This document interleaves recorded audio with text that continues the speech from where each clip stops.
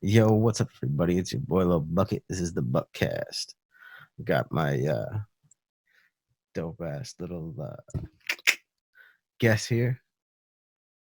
We got Brian Doradale. You want to let everybody know what? Get at your socials, brother. HK baby. Yes, what's up? Um, yeah, man. Um, HKeezay, HKEEZAY on Instagram. Um, Pretty much the same on everything. That's Just what's put up. like facebook.com/HKeezay. It's the same thing for the Facebook page. And That's yeah, what's up. man, doing it live with It's the higher knowledge. higher knowledge. Word, brother. Yeah, exactly. Now, I do just kind of want to start off with this. How do you get into writing music? Were you into poetry more when you started, or did you write music more as a kid? What what was your process like? um, uh, lots of people know me as a rapper.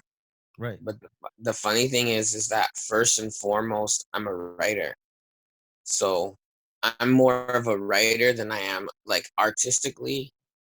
I might most be known for rap, but first and foremost, I'm a writer. And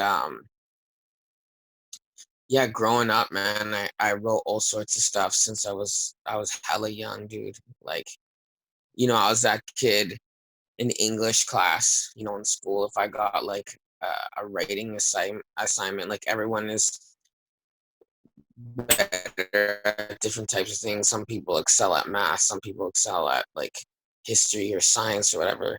PE, my thing was writing. It always has been. I've always loved to read and I always loved to write.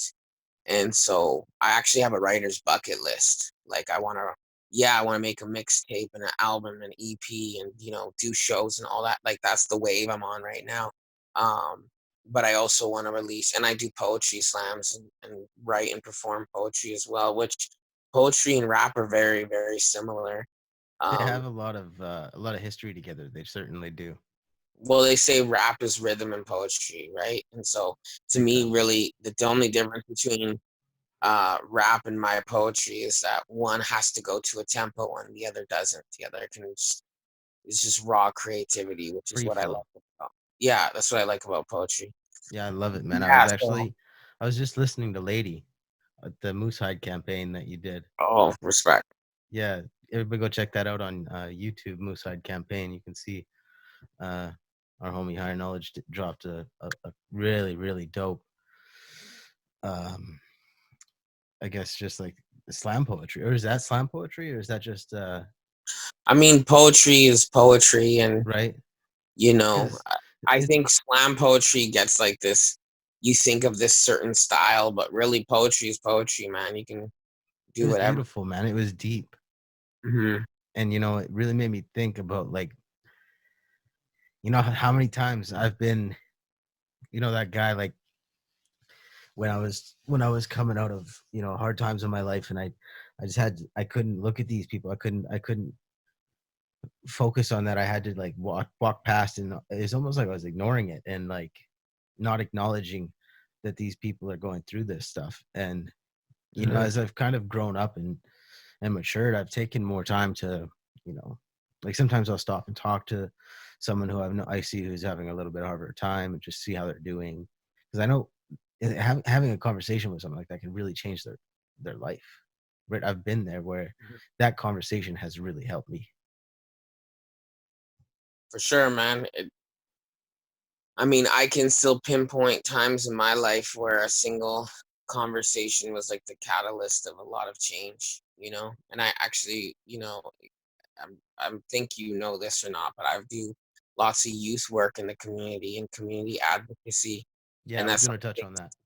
yeah, it's one of the things that I talk about, and I do training sometimes with frontline workers. Like I get invited to the Justice Institute every year, like I have for the past 3 years, to help train their new youth probation officers and other workers. And I've done tons of trainings with social workers and youth workers across the province. Um, but yeah, that's one of the things I talk about is like, you know. your ability to help someone is not always measured in how long you have with that person, but the depth of your connection. So you don't need to be like I can think of one individual right now that was only in my life for 2 or 3 weeks when I was 15 years old in a safe house. He worked in a safe house, and him and his partner said something to me that was a milestone in my life that altered the trajectory of who I am and how I see myself, and in a lot of ways birthed higher knowledge. It was like the first seed of it. So that was a really interesting thing. And basically, like, it's a big long story, but the the short version is basically they told me in a way that made me listen and respond that I was really special and really intelligent and really worthy. And back then I used to think I was just a scumbag street kid that wasn't worth anything. And so Feel you. them telling me that and telling me that in a way that really resonated with me really, really helped a lot. So, and that's ultimately too what I try to do with my music. Like, there's so many different types of rappers, and like I don't even hate on anybody's shit. Actually, the only thing that I hate on is if people deliberately try and poison young people's minds with bullshit. Like, I don't fuck with that. I I feel really, you. really don't.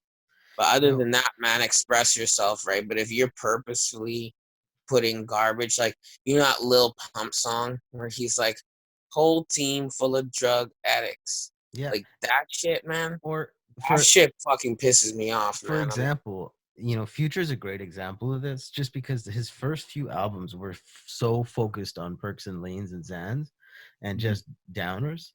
And then when mhm, he started to realize his effect on his fan base and how much he was affecting people, he was like, okay, well, I got to pull this back a bit. And it mhm. really affected his album sales. And he noticed it. And it's an artistic, it's an integrity thing that you have to just make that choice not to go down that path.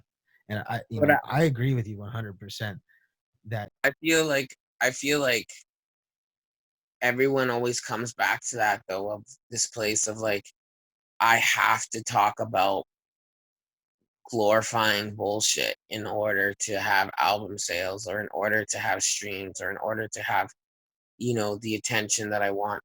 it's like What shock I'm value. trying to do, yeah, what I'm trying, it's not just shock value, it's just kind of like, it's the easy route almost, right? It's like Yeah. just, you know, I think that for me and my music, I'm really trying to create a new lane. I'm trying to create a lane of like, it's this balance between, I don't even know how to say it. It's almost like legit and not legit, in the sense of street and not street. Yeah. But it's more than that. Oh, you might even say like, uh, the dark side and the light side or whatever you want to say. But, I feel like for example, right now, I don't condone drug dealing anymore. I don't condone, like, I'm not trying to promote people using drugs and drinking and going in the hood and doing crime and all of that different stuff. I also have friends and family who do all of those things, and I don't judge them Right. because I understand the reasons why they are the way they are, and I understand that a lot of that was not really their choice, but kind of the marginalization that they faced and the way they were pigeonholed by society into these like kind of lanes where it's like, okay, this is what you're supposed to be and this is what you're supposed to do. It's really hard to pull yourself out of that. At the same time, I'm not the white picket fence fucking guy either. You know what I'm saying? Like, I think our society is extremely corrupt, and I think, there can be this dude who has a nice life and, uh, you know, doesn't have a criminal record and lives on the west side with that fucking white picket fence thing and a nice, clean, trimmed front lawn and all that stuff. But at the same time, might pass policies and legislation or promote a culture that is destructive to an entire people, Right. right? And so at what point is that person responsible? At what point do we say, hey, you man, like what you're doing is really destructive, but we won't. What we will do is we'll point at the person with a bunch of tattoos who got a drug dealing or armed robbery charge. Or a Um, needle in their arm. yeah, when that person really didn't have any opportunity, and then the other person is just completely ignorant, right? So it's complex, right? But through my music, what I'm trying to do is find the middle ground. Like I am a rebel, I am a street dude, I am a warrior, and an anti-colonial, um, you know, person at heart. But at the same time, I'm not trying to glorify all the other stuff too that's destroying our communities, right? Yeah, I So feel in my you're music, like uplifting, right? this upcoming album I'm working on is like my magnum opus for sure. I'm super stoked. I have a mixtape and then an album. The mixtape is just kind of some songs that didn't make the album, and like, or remixes that I don't own the beats to, so I can't put on Spotify. Yeah. But yeah, and it's got some fire stuff too, some deep stuff too. But this Well, album, man, like you're gonna it's put it up on Bandcamp, right? They don't care about your beat, like who owns the beats. Bandcamp's pretty easy with that. yeah, it's not about that. I posted a couple of different statuses asking people, and it seemed like a lot of people fucked with SoundCloud and a lot of I people fuck with fucked with. SoundCloud heavy. So some people were like, "Yo, put it on as many platforms as you can," and other people are like, "No, put it on like one or two, and then try and streamline your stream." So it's kind of hard to know which one. I'm definitely putting it on SoundCloud. Yeah, I Um, think one point about putting it on all like different platforms that gets really tiring. Like having to go to the Bandcamp and then like interact with all of those people that are on that, and then having to go to the SoundCloud. Like if you have it all in one place, you can kind of build that audience up and just like focus on that, and you're not spreading yourself too For thin. sure.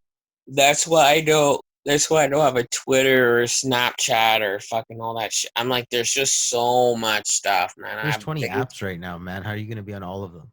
yeah, I have Facebook, I have Instagram, I have a LinkedIn.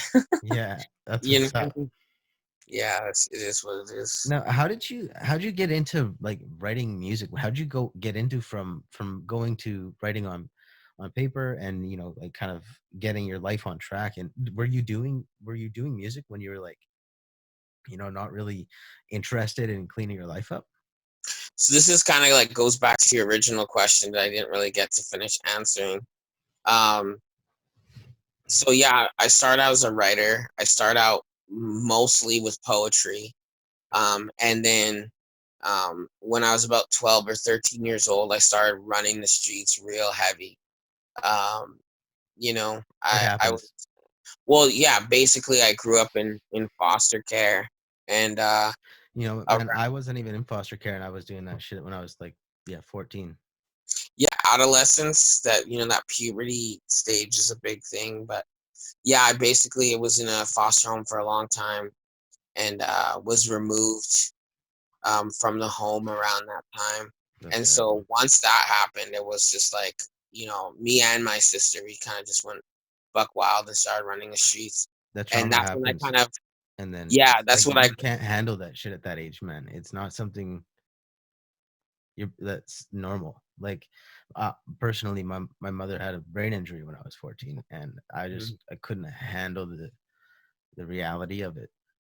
I Mhm. didn't know what to do, so I went to Well, the thing is that to the 11, 12, 13, 14, 15-year-old mind, you're not supposed to be able to handle it, right? Like you're that's not not, mature.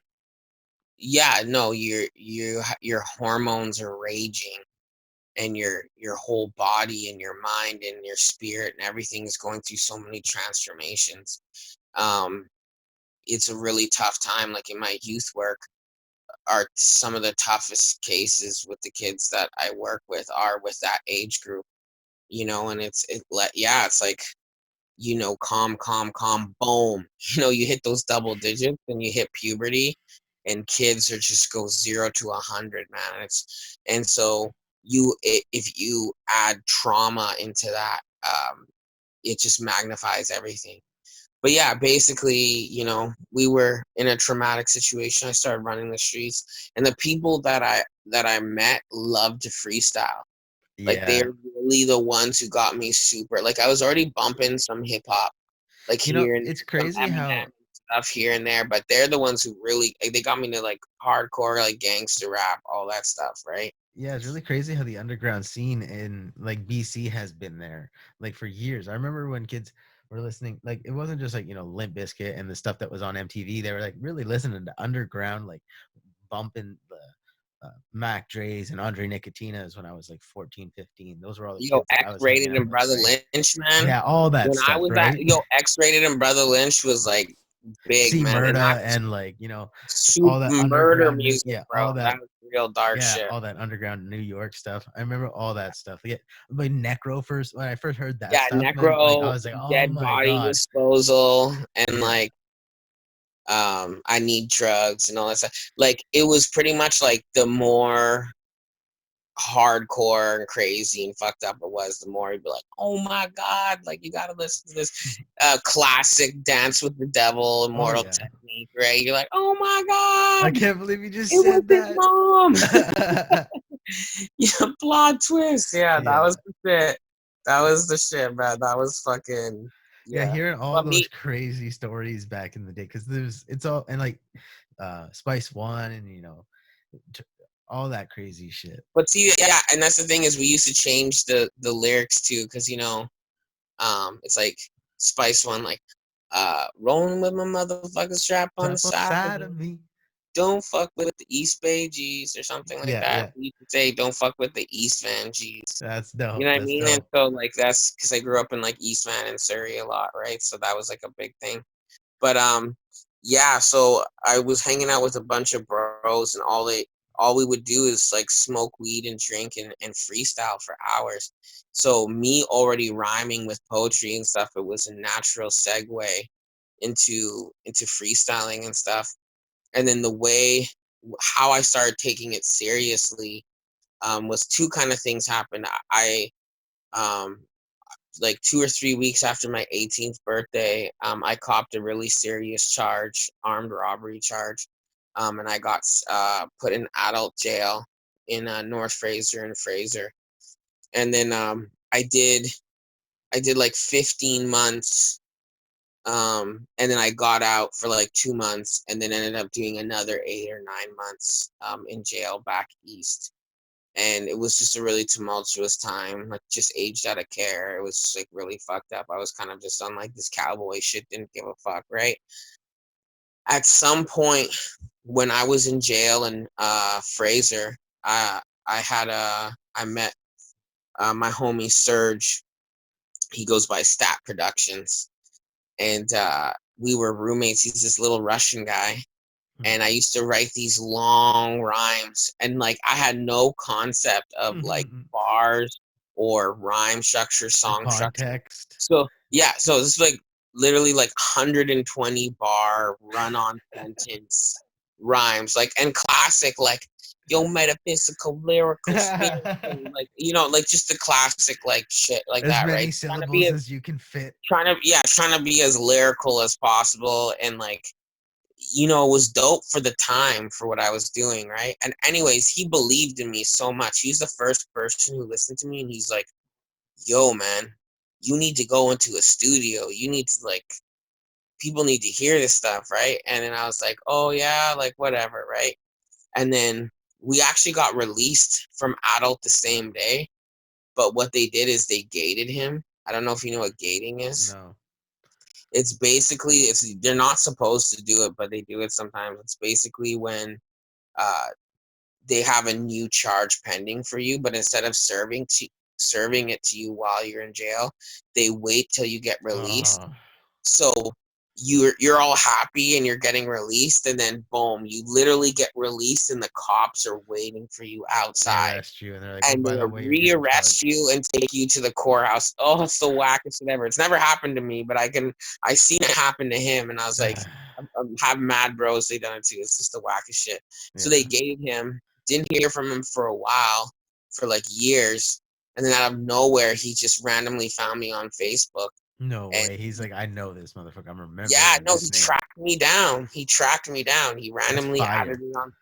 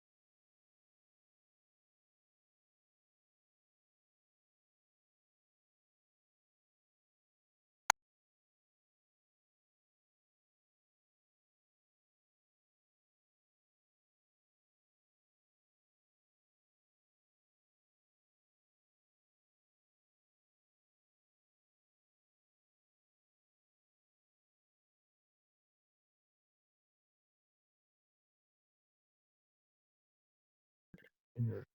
Right? It was Yeah, just like, you outgrow certain things. yeah, I learned how to, like, I matured. Yeah, I outgrew it.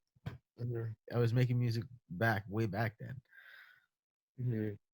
Yeah, for sure. I definitely, I definitely outgrew that stuff. I had to learn like song structure, intros, outros, how to write hooks, bridges, all that stuff. I didn't know any of that back then, so my shit sounded like hot dumpster juice.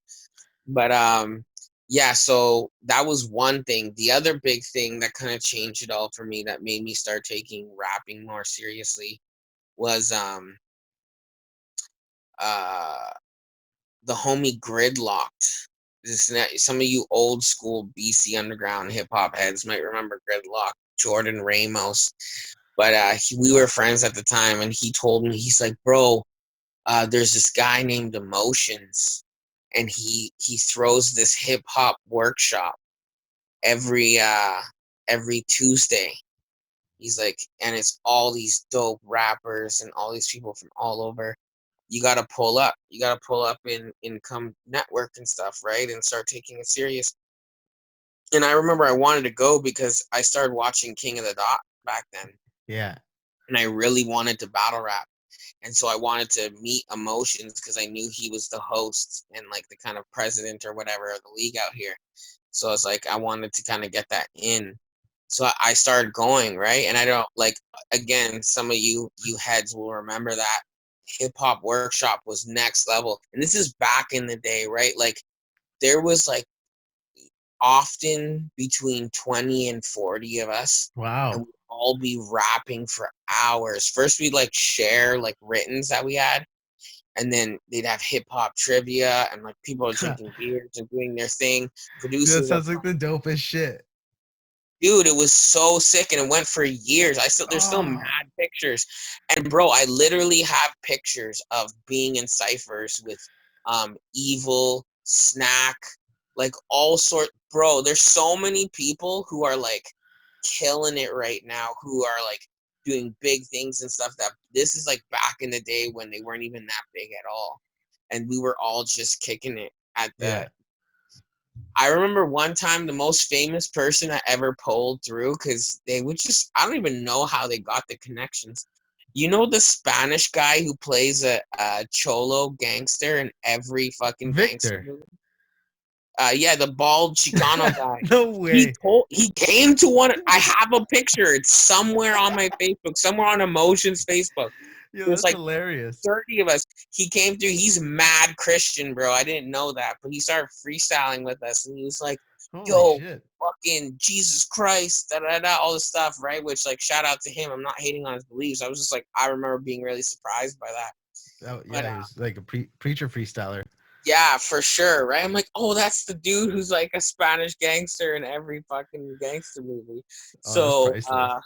yeah, he was in that scene in Training Day, right? When he's Yeah. like, there's that his buddy's like, you ever had your shit pushed or something, right? two pair of homes, right? And so yeah, that was a trip. But the hip hop workshop was a big thing, and I met everybody through that.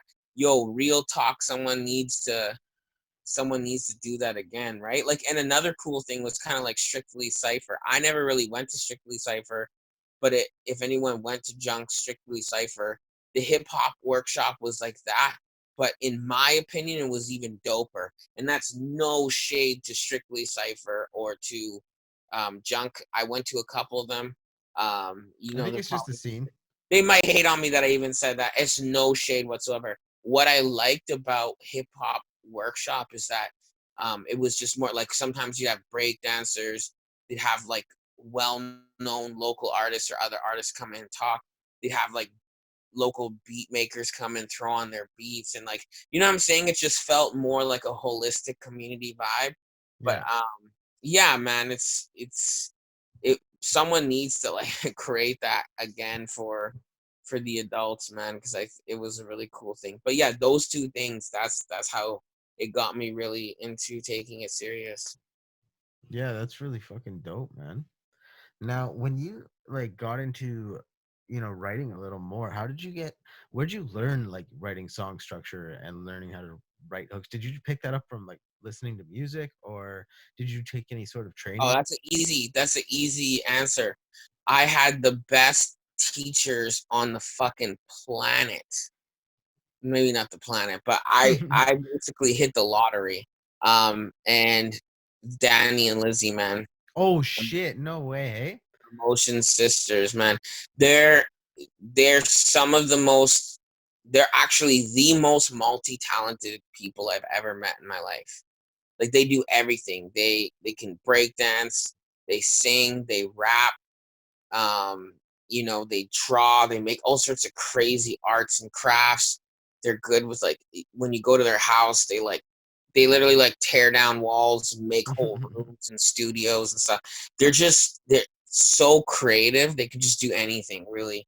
And yeah, Anything to they put their taught mind to, me, eh? man. I spent so I used to date Danny and um and I just spent a lot of time with them. And so they're professional singer-songwriters. Yeah. Like they've placed huge songs with big bands and artists and stuff. And um, they've written country albums, they've written pop albums, R&B albums, hip hop albums.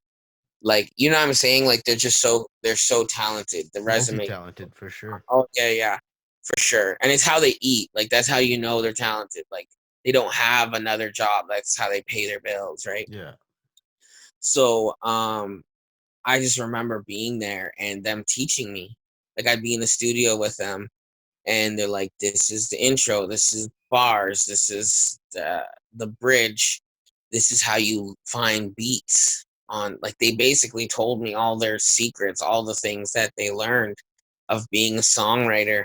And I took that kind of format, and it's almost like, say for example, like you walk into a room and it's your first time walking into your room and like, oh, there's just four walls, whatever. And then you go take like a course to be an electrician or something.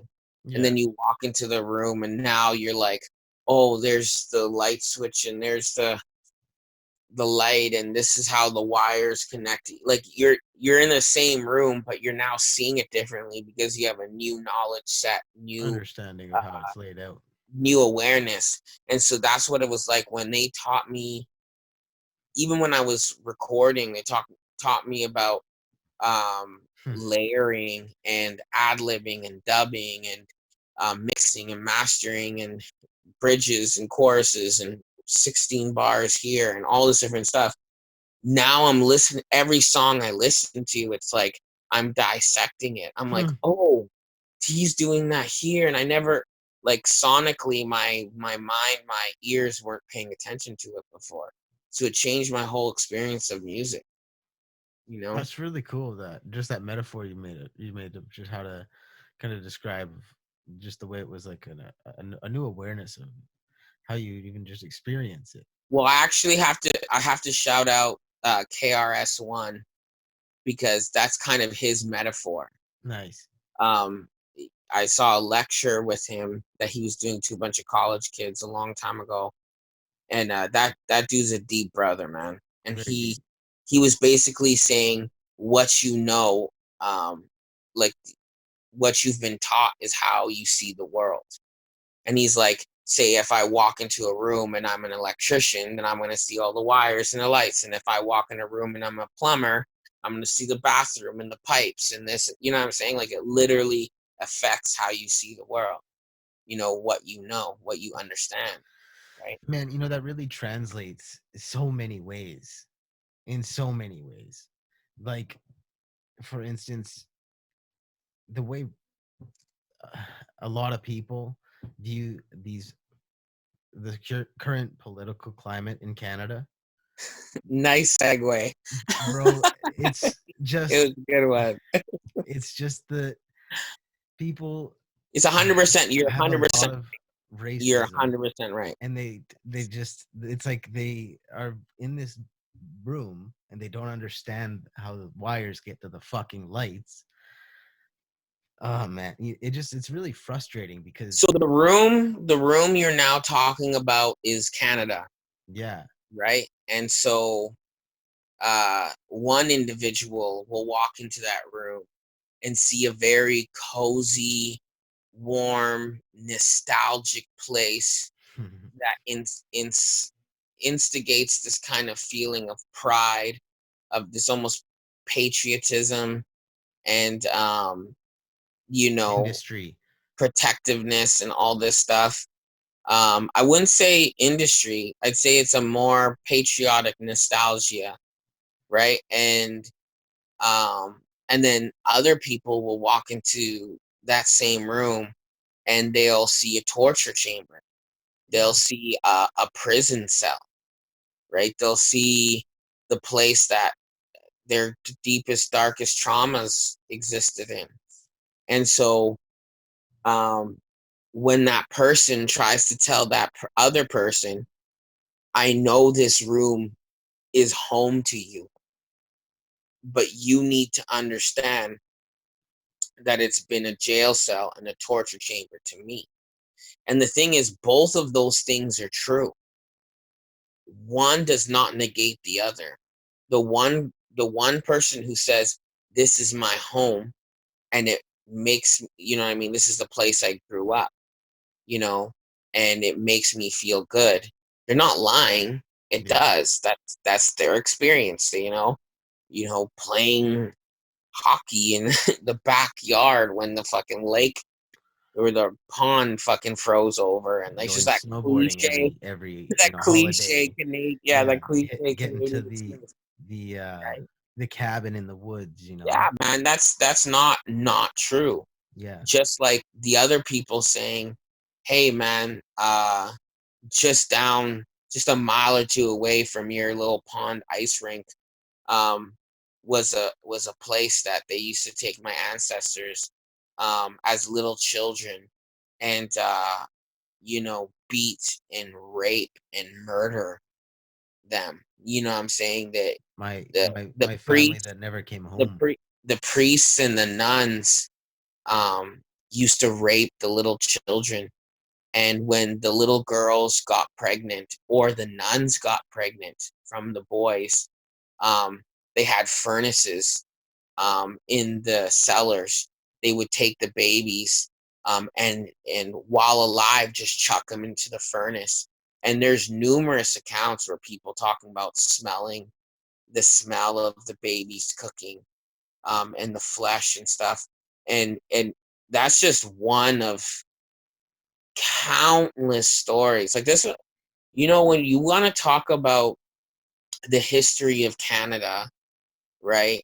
And for those that don't know, the background of this is just like all the protests going on right now, and that kind of divide that goes on between these really patriotic, um, you know, predominantly white or right wing conservative types to the more left wing, and indigenous types of people, and people of color and stuff, trying to advocate, against you know what we know as the very vicious and genocidal system of Canada. Like, one thing you have to understand is when you really know the history, it is, and not only the history, but the things that are still existing now, it is so gross. It is so sick. It's almost like people can't wrap their head around it. No, People can't even, like, that story I just told you, like, how gross is that?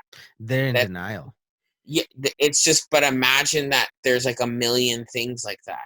And And people, it's, you know what the thing is? If there's a word, there's a psychological term for it. It's called cognitive dissonance, right? And it means the discomfort one feels when they experience something that is uh, confronting or challenging of their worldview or their paradigm or their set idea of how something is or works, right? So if you are super, super convinced, like, a bunch of us were growing up, um, that Canada was this leader of human rights and of goodness and hockey and maple syrup compared to the rest of the world, and this virtually unblemished record of good things, um and then someone is telling you no. You know what it's like you have a, an adult in your life that you really, really love and care about, and you've looked up to as a role model, and someone comes along and tells you, and this is a very common thing, yo, that person is a piece of shit. That person really hurt me really badly. A lot of people won't want to believe that. I They'll know. want to take the side of that person because they looked up to that person. They don't want to believe that person would be capable of doing those things. That's Canada, man. That's Canada. Canada is an abuser and a sick and twisted, malicious, genocidal corporation and machine that not only has historically hurt millions and millions of people, but still does to this day. You know, it's a And vicious cycle. yeah, man, it really These is. the saying that abused people abuse people is so true. And the only person that can break that cycle is the abused person. Yeah, but at the same time, it depends what your context. Like, I guess I feel like you're taking it a bit literally right now, the metaphor I was trying to use. No, And yeah, in that sense, what you're saying, I get what you're saying, but yeah. there's also an onus of responsibility on the abuser to stop abusing, That's what right? I'm And saying, but so, that you abuser ever is heard that term? abused, right? You ever heard the term reconciliation? Yeah, of course. It's a very like hot key political word right now. Reconciliation. We gotta reconcile with the indigenous. And here's the thing: is that the concept of reconciliation and reconciling is kind of based off the idea that you've stopped hurting someone, that the hurt and the abuse is no longer happening.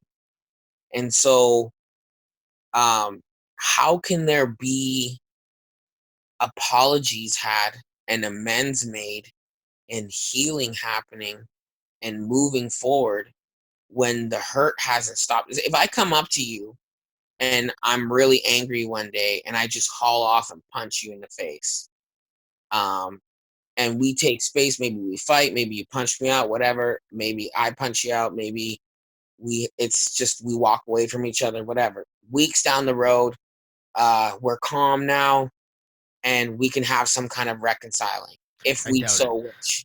If we so wish, right? But I'm saying, like, it could happen. It does Yeah, happen, I've right? never experienced that. You've never fought with your bros Oh before, yes, I and have, and they've yeah, never been my friend again. really? A lot of Oh them. man, you you hold grudges, bro. I'm telling you, all most of my best friends, like I've scrapped it out with. It's like my childhood best friends, I've scrapped it out with. Some of Yeah, my bestest best friends there's been a began couple of like my we friends that hated have, each but other then at at the same first. We point, scrapped it out, and then we became best friends after that. yeah, I've had friends like that, but I don't have any more lifelong friends. A lot of them did me dirty, and I just don't. I've cut them off I mean, because I of respect that.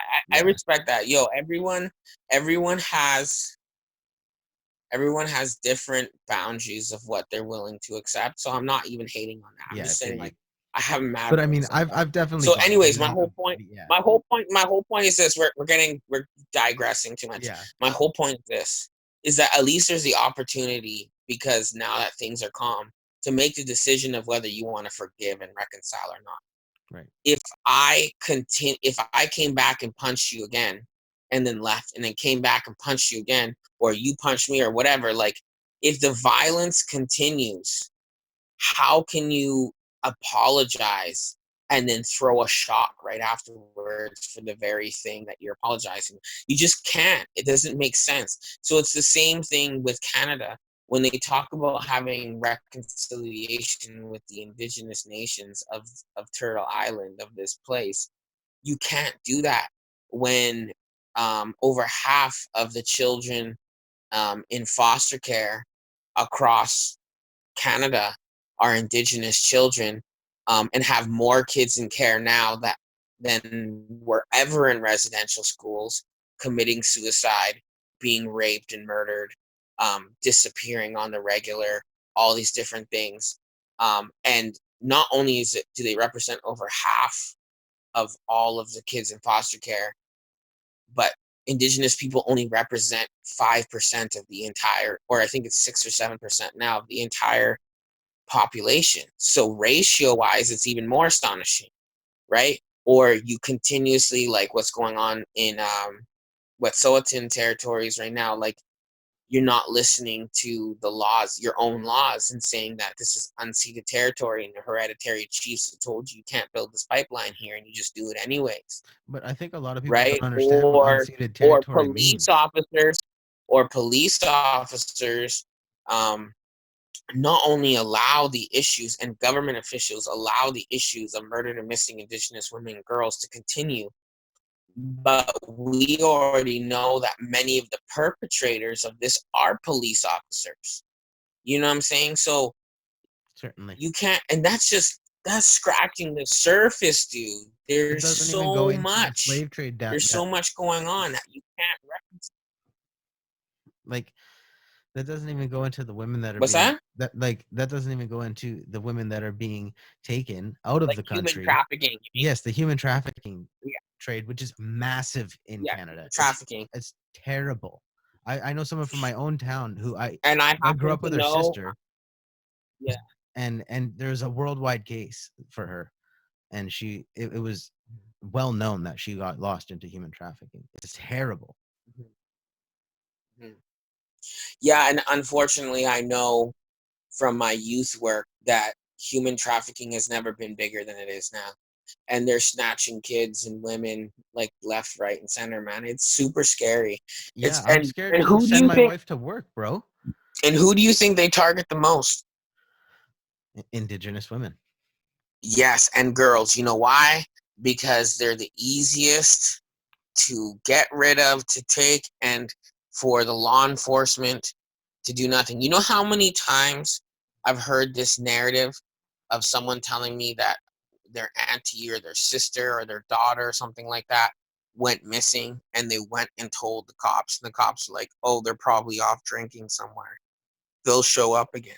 We're not going to look for them. Like shit like that, right? But if a little white girl goes missing, there's fucking Amber Alerts from here to fucking, Nova Scotia, Oh, it's right? wild. Yeah, it's crazy, dude. It's crazy. The You, difference you see up in between the north, hold on. go ahead. You see up in the north with the Highway of Tears and all those indigenous women and all these people getting murdered and all these different things. And then those two white tourists get killed, right? Up north. Yep. And Canada loses its mind. They're spending millions on this Canada-wide manhunt for these two white dudes who killed these white tourists. Yep. You gotta think about it. Like, Indigenous women are being murdered and going missing and being found on the regular. There's no manhunts. It's a complete apathy to what's going on with them. And this is not by accident. Do you want to know the conspiracy? I'll tell you what it is because I know what it is. I can Yeah. tell you. Want to know what it I is? do. It's not rocket science. When you look at the big picture and you understand, and you look at all these things, um, you realize it's about what it's always been about since the first settlers, the conquistadors, Christopher Columbus and them stepped off down south. It's always been about the same thing: land, money, resources, power. It's not some hard to digest thing, right? We live in a capitalistic society that committed genocide on over 100 million indigenous people here to take the land and enslaved tens of millions from Africa here to help build the economy and build the nation. These are people who were remorseless in doing that. That's why Canada and the States is so rich because they got the land for free Yeah. and then they they had free labor. I mean, like it's basically the best deal you could get economically. You know what I'm saying? How'd you So not win? exactly. And so the thing with unceded territory is that tons of Canada is still unceded territory. A lot of it is not signed over in treaties, which means legally within Canadian law, that means it was never won in a battle. It was never signed over in a treaty.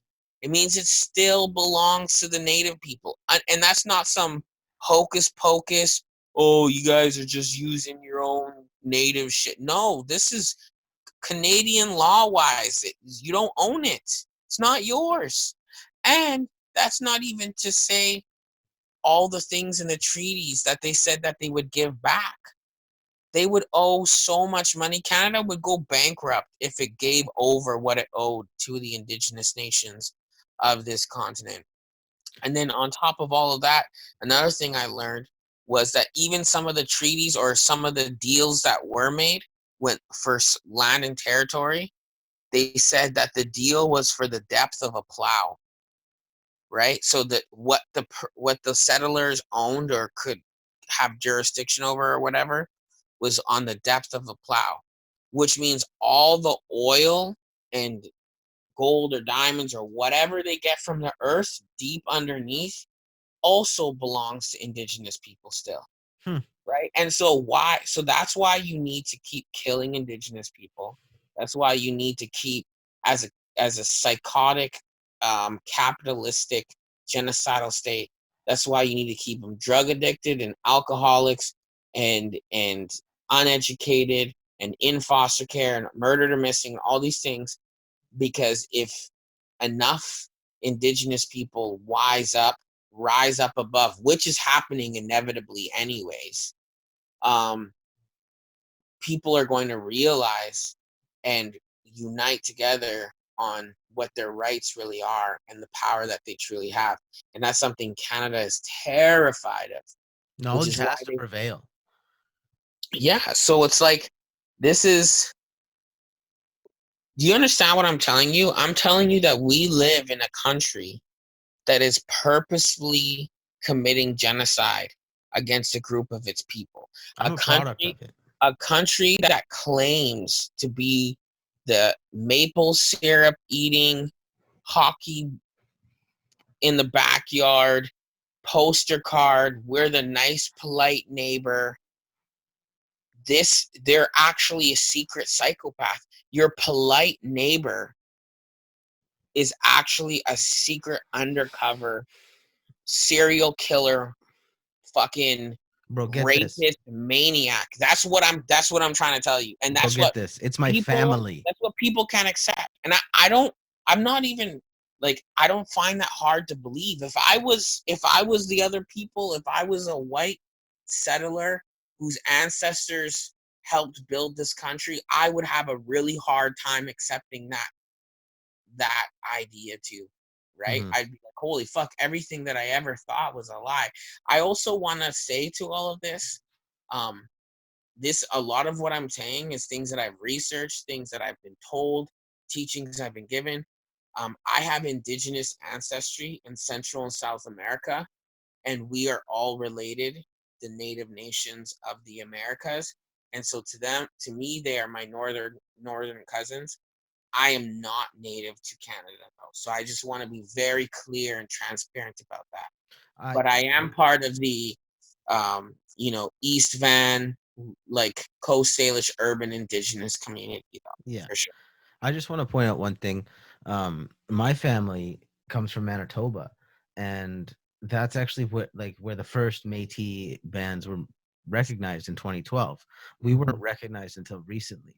My band is the Opaskwayak Cree band from La Pas, and it's only actually on my mom's side because my dad is 100% white. So I'm like, my mom's not fully indigenous. She's got French and then indigenous in her. So I'm not even like fully half native, right? I've only got like a smidgen of it in me, but that's the part of me that won't let this go. Like I just can't. And when I hear about what's going on in this country, I realize I'm literally a product of the genocide of Canada. I wouldn't be here if this genocide wasn't happening. Mhm. And it's like it's sickening just knowing that it's happening. and Mhm. and and people are just sitting here and looking at Canada, like you said, as this maple syrup drinking, this hockey playing, snowboarding and skiing resort having getaway, because people that's what Is people this do is in this countries. snow globe, this picture perfect snow globe utopia? And This is that's not not true. what it is. No, it's not, man. It really is. And like it's crazy, the racism that even I, as a white person, because I don't consider myself Métis to the extent that I have a community, because I know my band and I know the history, but I don't have any sense of community in the sense that I don't have any Métis people that I can relate, that I can confide with. I can reach out to, that I can, not yet anyways. I'd like to find people, but I've only just certain like settled down in the coast here. But in Kamloops, I didn't have that, and it's just not a thing, right? So, and I don't know how to go to La Pas to find that band, right? You can Because though. I mean, it's part of that's what decolonizing is, man. It's reaching back to your roots and finding out who you really are. and I You want to know, do but that, right? that amalgamation of those things is also a part of it's part of who I am too, man. I mean, I have really I'm I'm a person of color, but I also have really light skin. I have Hmm. strong, you know, European roots as well. From Spain and Romania, and I don't know which I have more of, native or the European side. There's a big chance, I don't know, maybe because the thing is that in Latin America, Right. our colonization is a lot older, and it culturally it was a lot more effective in decimating culture and decimating our roots. Hmm. People were scared to even admit that they were native. There's massacres all across Latin America. Um, that just happened a much longer time ago. So it's hard to go all the way back. But I do know I have indigenous ancestors on my mom and my dad's side. Although when I try to talk to my aunties and my mom and grandparents about it, they're so hush hush, man. They're so ashamed of it. Like you can see, it's like they just won't talk about it, Yeah. and that's just this deeply ingrained thing in them, right? But yeah, we can all reach back to our roots, and it's a really important thing. But what the thing that's important to understand is like people will have this kind of European, this white guilt or whatever. But it's like I wrote this little poetic piece a while ago on uh on Facebook. Like when the settlers came to Latin America, they didn't bring women, right? The conquistadors and Spanish people and stuff, they didn't bring women, right? And they just took advantage of or raped or whatever um the indigenous women that were here and completely decimated their communities. Um, and so a lot of Latino people are that. We are the rapist and the raped. We are the murderer and the murdered within our spirit. A lot of us, we carry that, and I think that's why a lot of Latin America is so brutally violent. Very, very violent. And so it's hard. You almost have to find a sort of reconciliation or reconciling within your own spirit and your own ancestry, and like finding peace with the fact that like you are not your father's mistakes. You're not your father's father's mistakes or your father's father's father's mistakes. But that's not to say that you still have a responsibility to try and do better and dismantle the the mistakes that they did if you continue to benefit off them, Right. Now, another thing I do want to touch on is when Canada was colonized, something I learned recently. I've just been reading this book. It's called 3 Day Road by Joseph Boyden. Um, Okay. it just touches on basically how when Canada was colonized, or not necessarily, well, yeah, when it was colonized, a lot of our warriors were sent to war. Like the native warriors, all of the best trappers, they're they were sent to war to be snipers and to be trenches runners and to be trappers or line runners in war in World War II and stuff like that. And they came back from Vietnam and wars that the Canadian military basically took our warriors and integrated them into their armies. They sent them back, and these guys are traumatized by war, and now they're just mostly PTSD victims that they have no, like they can't.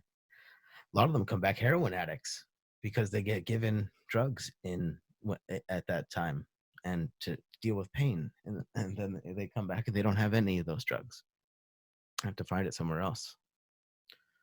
And it's just such a strong part of the decolonization because it makes me look at, like, there's when you look at the male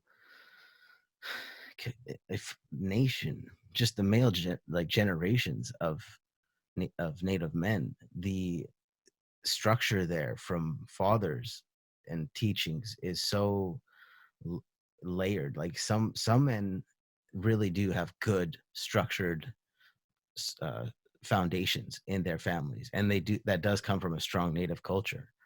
But there's so many native men that I've met, that I've known, and I didn't understand why their fathers were the way they were. Hmm. And reading these books really opened my eyes a lot to that. I think I think it's just something that a lot of people should look into, and it would help open their eyes to the situation that Canada's in. Yeah, man. It's interesting. It's interesting for me because I guess I've looked at the kind of situation with indigenous men, including myself in the community, not just northern communities, but southern, And central and southern and, communities too. and you've It's experienced it so quite. personally. What's that? Yeah, you've experienced it so personally with your youth work too. Hmm. Yeah, the young boys as Sorry to well. cut you off too. Sorry, sir. Yeah, no worries. I just my experience is that a lot of us are very lost. I'd say more so than the women. Um, the women are often the ones holding the community together, holding family together. Man, And a lot of like all my bros, man, all my bros growing up, which a lot of them were indigenous. I'd say over half of them were, overdose, murdered, addicts, alcoholics in prison, all like you know what I mean. Like Name it, you name it. I know. I got all of my bros. Yeah, all every one of them, it's bro. really bad. So, a lot of what I'm trying to do now, even in some of my music, like the music video and song I did, Mental Health, that was all about men's mental health. Not to say that women and two-spirit and non-binary don't have lots of their own mental health stuff, but I just wanted to focus on the male aspect of it because I feel like because of patriarchy and kind of this paternalistic society is emotionally cauterized us, where we feel like we're not allowed to be sensitive, we're not allowed to talk about our feelings. We hold a lot of darkness inside of us, and a lot of times we feel like the only ways that we're allowed to express our intense feelings, especially when we're upset and frustrated, is through violence. And violence is considered like this kind of almost rite of passage, this coming of age thing. So I've been trying really hard to deconstruct that and challenge that, through my music and in my own life, right? Yeah, man, that's a path we all have to kind of lead. Um, in my own experience, I mean, I really liked the work you've been doing. I'm super excited to watch that documentary that That's gonna be deep, man. That's you gonna be. got, because man, that's People are gonna have some tissues for that one. I'm That's yeah, no, I'm really excited for it because personally I've just been working through a lot of my own, childhood trauma and, the things that happened when I was even just like 5 or 6. And then there's that thing with my mom and realizing that she really held me together for a lot of my life and I didn't know who I was after that. And, all those issues, working through all that stuff. And then I realized, like, I really do want to see like a therapist or something. And there's nothing wrong with saying that you want to talk to someone about your Yo, issues. let it be said right now. Lil Bucket, HK, we're saying therapy is a good thing. Brothers, men, everyone out there, therapy is amazing. Go do it. I see a therapist on the regular. I had a therapist basically, talk me off the ledge, not literally, but almost literally. That's Therapy beautiful. saves lives, man. You gotta talk. You gotta talk about it. You gotta um, bring it. You gotta express that darkness somehow. You know, not talking about the dark shit, the stuff that bothers you, those things you don't ever want to think or talk about. Um, it's kind of like inhaling and never exhaling, you know? Yeah. And it's just like it becomes this like carbon dioxide inside of you that just like poisons you. You know what I'm saying? Like you need to exhale. You need to let it out. Give it a avenue to leave you, right? Or that shit becomes poison inside of you. Yeah, because you can't just keep breathing in and just keep it in and hold it and hold it. Oh man, that shit'll destroy you from the inside. So yeah. That's why I'm like I watch podcasts and shows a lot like Breakfast Club and stuff. Yeah, And I'm really happy because like I don't know if you know who Charlemagne the God of is. course. Yeah, but he's been talking a lot about therapy and men's mental health and stuff too. So That's really that's good. good. That's No, it dope is that good, he's man. coming out about that. Yeah, it's really good. We Yeah, need no, more people to Charlemagne, talk. he's been doing a podcast with Andrew Schultz. That's been pretty dope. Oh yeah, that's his personal one, right? Yeah, yeah, that's the personal I one they don't got. I don't think I've really watched that one too much. What's it called? Um, I forget exactly what it's called, but I just search up Charlemagne and Andrew Schultz. Andrew Schultz is a super funny YouTube comedian. Mm-hmm. He couldn't get any work like with Netflix, couldn't get any specials on HBO or Showtime, nothing going. And then he just is like, you know what? I'm gonna go out to clubs and just record it, put it on YouTube. And he's making probably like some of the best money in comedy right now, doing stand up on YouTube. And then the like they can't deny him now. They have to give him the spot. Mm-hmm. He took it. He just created an avenue for himself and said, "No, it's mine." That's awesome, man. Yeah, Sometimes what you gotta do, create your own lane. yeah, and him and Charlemagne, they made this podcast. They're hilarious on it. Mm, Yeah. that's great. Yeah, no, I see like clips on it, but I don't think I've actually watched the full one. I just yeah. I really like interview shows. That's why I think it's cool. Thanks for inviting me on this one, man. Because Yeah, brother. I've always wanted to be on like a podcast or something. Like I watch everything from Nardwar, Sway in the Morning, um, Breakfast Club. What else is there? Um, Like, Even other like more bougier shit, not bougier shit, but like not so hip hop, like Inside the Actors Studio. I yeah, think yeah, like I yeah. came from Simmons. Like, yo, I love that shit, man. Howard Stern, like just getting into the nitty gritty and not, but doing it in a real way, not like a talk show, Tonight Show, kind of That's like, like, well, how's it going? yeah, that's my Like, favorite. My favorite thing about the podcast is that I just turn it on, I start talking to my guest, and it's just a conversation between me and a friend. We just get to talk about, whatever's on our mind, and I get to bring up a few things. It's perfect. And then sometimes throughout the podcast, we get to promote some things, which is always fun. Mhm. So yeah, One thing I want to say, just kind of, I want to go back to the Canadian Indigenous, left wing, right wing, us, them, da da da. yeah, Um, there's something that a lot of different Indigenous people say, where it's kind of like it's almost like I don't know. I don't want to say what it's like. I think it's different things to different people, but it essentially symbolizes the same thing. Where we say all my relations. yeah. And sometimes it's kind of almost in the place of like an amen or something, right? Like all my relations, or it's like kind of like at the end of something. Um, and something that I like to remind people, even other indigenous folks, when we get too into these divides, is that my teaching I've been taught from elders is that all my relations means all of our relations. That All of them. means that means the black, the brown, the Asian, the white, all of us, we are all related. We are more alike than we are different.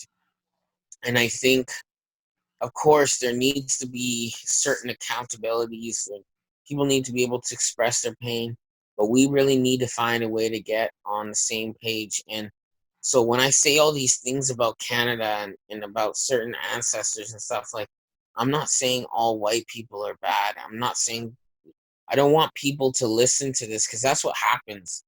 They hear these things and they personalize it and they say they're saying I'm a bad person, my people are bad people, and that's not what I'm trying to say. I'm trying to say it's more about elites, man. It's more about the Canadian elites at the top, I'm gonna right? shout out And Joe Rogan. I just want to put a quick point in on this. mm, He says a great point about this, about the conspiracy of white privilege, because the thing is that the people that control the world, there's like 1% of the population that makes all of the decisions, mm, and that they're white, and they do have a lot of privilege, and they do pass down a lot of privilege to white people.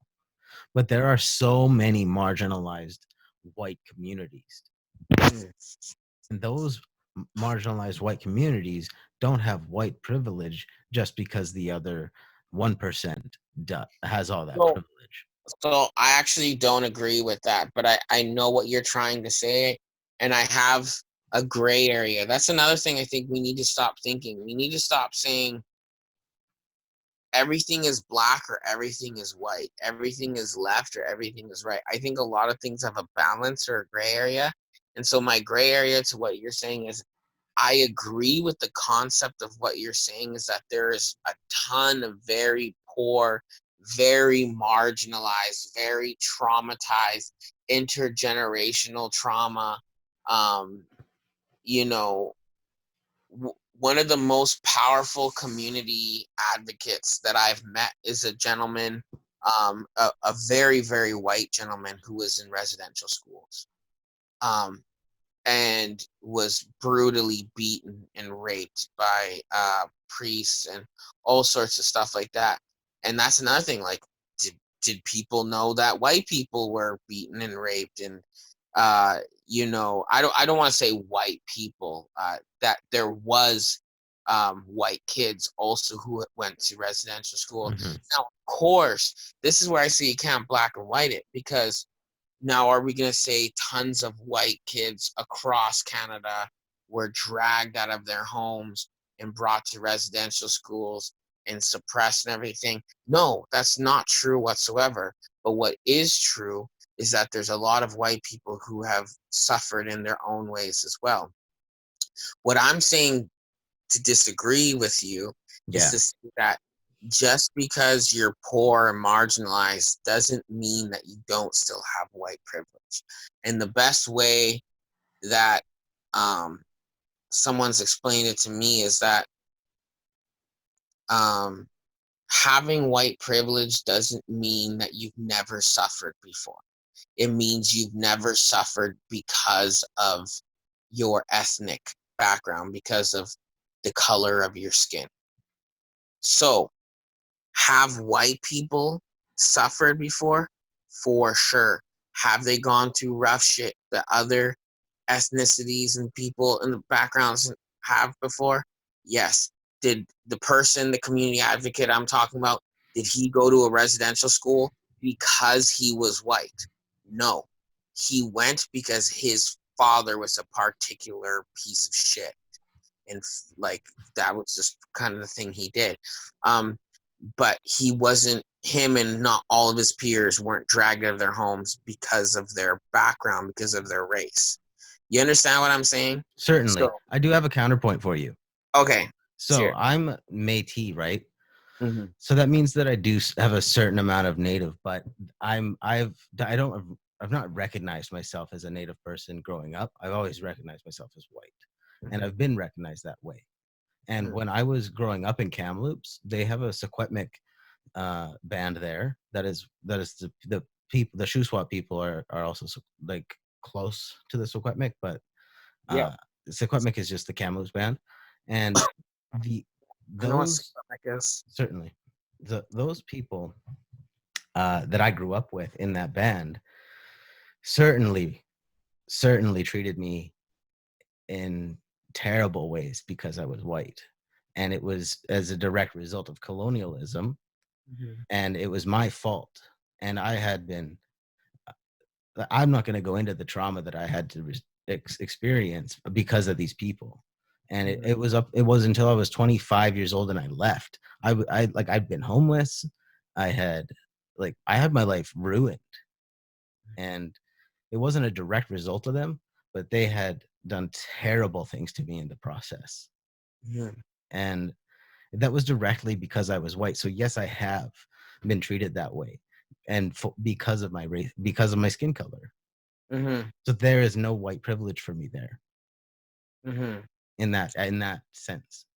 So here's the thing. This is a really complex thing. This is a good Yeah, conversation, that's why I really and I'm wanted to not, get into and I'm not gonna act like I'm not this. gonna act like HK's got all the answers.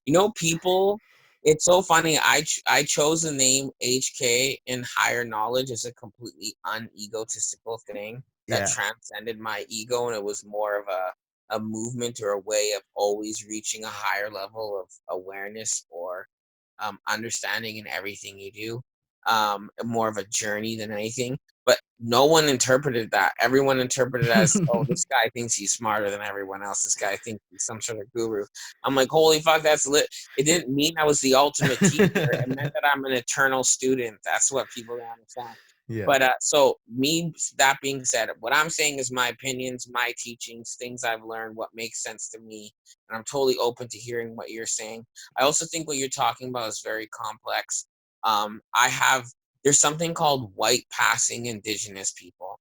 Hmm. And I have numerous friends. One of my homegirls, one of my good homegirls who's living on the island right now, I'm uh, so much love for her and her family. She actually writes Facebook statuses about this quite often, of what it's like being an indigenous person who faces a whole bunch of discrimination from their own people, even though she grew up um, connected to her people, connected to her culture, practicing her culture, Mhm. because she was very white passing and light skinned. She got made fun of a lot. It's the same thing with the African American community in the States. I've heard lots of stories of, I mean, it can go both ways, that colorism, right? That people hating on people because they're darker skin, or hating on people because they have lighter eyes and lighter skin and, softer hair, Right. So that is a thing. I still don't agree that that means you don't have white privilege. I feel like it's going to be easier for you than for me to get hired at a job, I agree um, with that. get the same apartment, to not be followed by the police.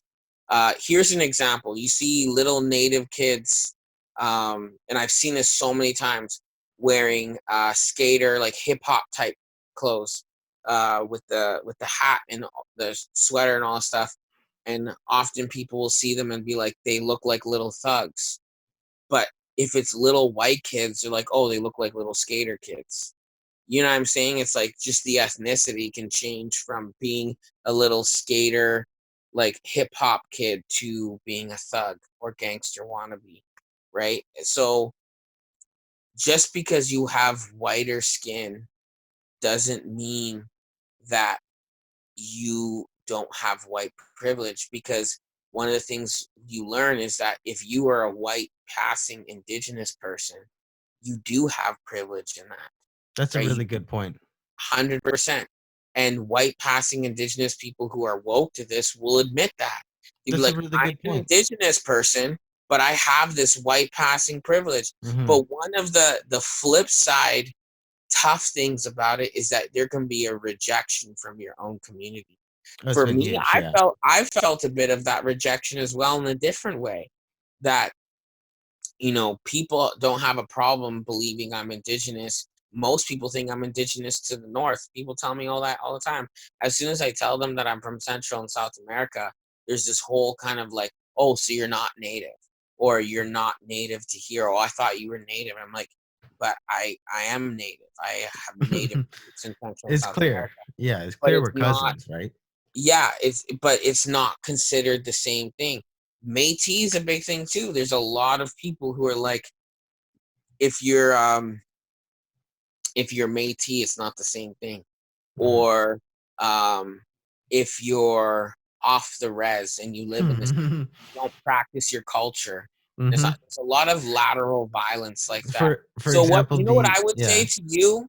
I feel like what you experienced was less like you not having white privilege, and it was more about lateral violence, and Yeah. that you have a right to explore your Métis culture and to own that.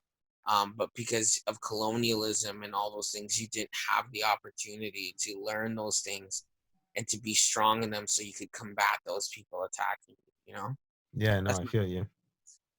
That makes a lot of sense. my Yeah, I really appreciate you for saying that too. hmm for sure. Yeah. Right? Indigeneity is a really tough thing. I used to feel really strange about claiming it, I because do. the majority of my life I didn't identify as indigenous, but that was because I didn't, even though I grew up in a completely indigenous community and almost all my friends were indigenous, and I had the classic marginalized indigenous, urban indigenous Canadian experience, um, and indigenous Central and South American experience. Um, I wasn't woke to the history. It wasn't woke to my culture or understanding of what was going on. Um, and so it can be really, really tough. But something one of my really good friends taught me, because I was always looking to other people, like, hey, am I like native enough now, or am I this, or I'm that, or that. And what my bro told me, he's like, brother, he's like, no one can tell you who you are. You know what I mean? He's like, no one can tell you who you are. That's a journey you and you alone, have to go. And people can be guides. people can offer things here and there, but ultimately you have to make up your own mind. And the thing that really solidified me wasn't the research, it wasn't the conversation. It was actually going back to Chile, right? It was going to the land of my ancestors. Mm. And when I stepped off the plane and I felt it, it was so tangible. And I saw it in my relatives' faces, and I felt it with the land, and did ceremony down there and prayed down there and learned about indigenous culture down there. And now I possess something that was so real, and I'm like, no one can take this away from me. I've smelt it, Mhm. tasted it, felt it, experienced it, saw it with my own senses. No one can tell me anything anymore because I've experienced that myself. And then you also have to understand that a lot of people are really sick, man. All of us, indigenous, non-indigenous, immigrants, this, that. This society is sick and it makes us sick. And so we have to be extra aware and fight really hard to not allow it to consume us and become more laterally violent. But ultimately it's good to remember that we are more the same than we are different, and we are all relations, we are all relatives, and we got to find that medium ground. I don't hate all white people. I have white in me as well, and white people have their own indigenous ancestry, it that comes from the land in Europe, and Yeah. uh, and we should be encouraging them to be exploring that more as well. I think that would Definitely, the white part of my family is Scottish, and they lost their Gaelic tongue when they were, taken from their land. Mhm. And, Everything that happened to the indigenous here, bro, happened to is Europe. is what white people were doing to other white people in Europe. Yeah, initially. Yeah. If you go back to in history, that's just it just happened to white people first. Mhm. It's true. I saw a video a long time ago about an elder talking about it. I will say though, what happened in the Americas, it's not good to compare, but man, that's in from what I know, from everything I've ever learned, it's our world's biggest Holocaust that Mhm. we've ever had. Like there was like 100 million plus native people, bro. Ugh. Like, you know what I mean? Like it's a big deal. You know what I mean? There's That's a entire lot of people. nations eradicated, man. History gone forever, right? So it's tough, That's one thing about native culture is that like North American native aboriginals, the culture is spoken. Most of the aboriginals who carried the tradition of sharing those stories, the storytellers, they didn't get a chance to pass the stories down, and man. so many cultures and bands have just been lost to the centuries because we just don't have the ability to channel to spread our knowledge. Yeah, man. Well, it's because that most of our nations didn't write things down, Yeah, and it was done through oral tradition, right? So when they killed the knowledge keepers, yeah, there's a lot of stuff that got lost in the fire and is not reclaimable, you know. But that's why we got to journey forward yeah. and just reclaim what we can. um yeah, one thing um I do know is that no matter what, the human force, like the human being just will always be resilient. Hmm. Like no matter what, that we're not just going to lay down and just let people let anything walk over us, which is why these protests are going on, and that's why people fight for their rights, is because the human being, it's just not going to let a, a life just pass by. Yeah, man. We have to Uh, take control. Humans are very resilient, 100%. They It's always have taken unfortunate control. that we have to be resilient to each other though. Yeah, it really is. I agree. We're creating, as humans, as a human race as a whole, we are both the poison and the medicine, you know? But I really feel, man, like again, I could go on forever, but to summarize, I'd say from my teachings and the way that I've seen it, the difference between ultimately it's like people would say like, well, we're all from somewhere, so aren't we all indigenous, right? And Yeah. so what I think the difference like in modern times, because even the term indigenous is an English word, right? This is all colonial term. Um, and it kind of creates this pan-indigenous idea where it just lumps everyone together, which is not okay. But to me, what makes someone indigenous, and again, it's kind of like what my bro said, no one can tell you who you are. So it's like I've had to ask myself a lot, like when I say I'm indigenous, what does that mean to me? And what I realize is that indigenous is all about um, being connected to land, being connected to your roots, being connected, like quite literally, dictionary definition. That's what it means. Yeah. It like belongs to that land, that area, that space, and understands that connection between each other.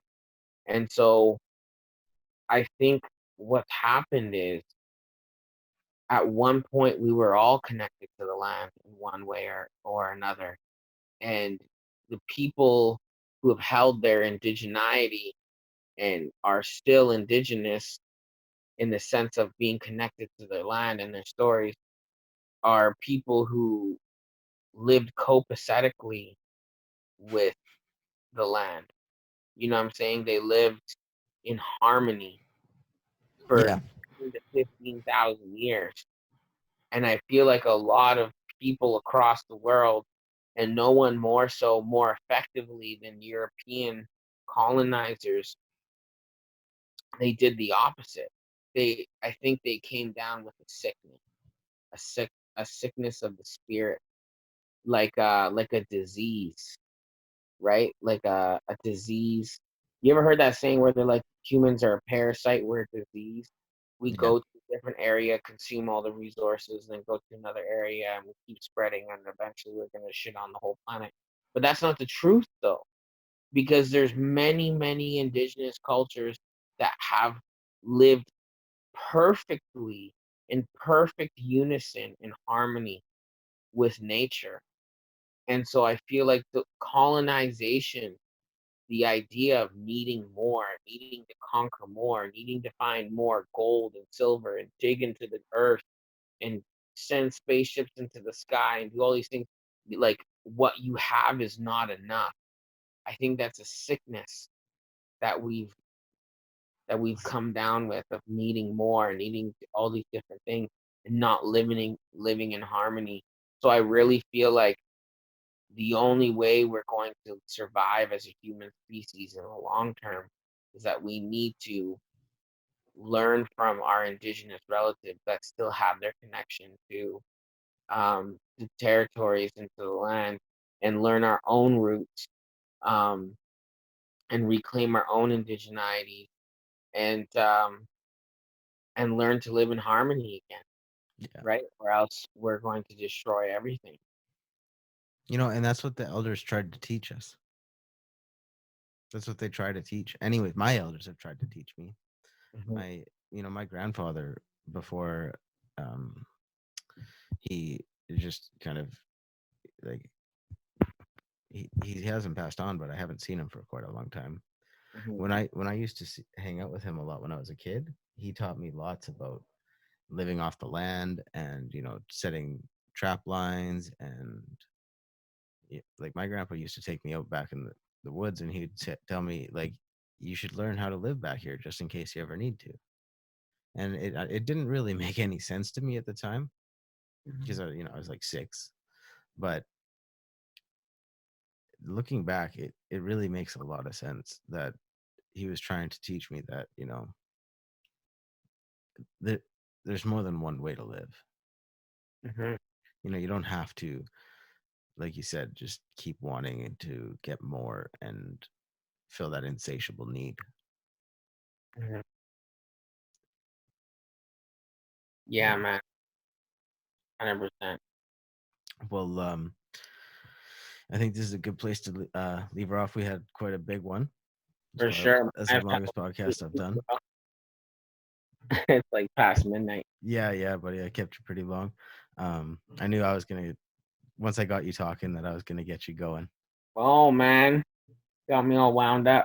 Yeah, and you Good did. conversation though, man. I'm Yeah, not arbitrary conversation, right? Like it's like zero to 100. For sure. word, brother. Yeah, no, it was good.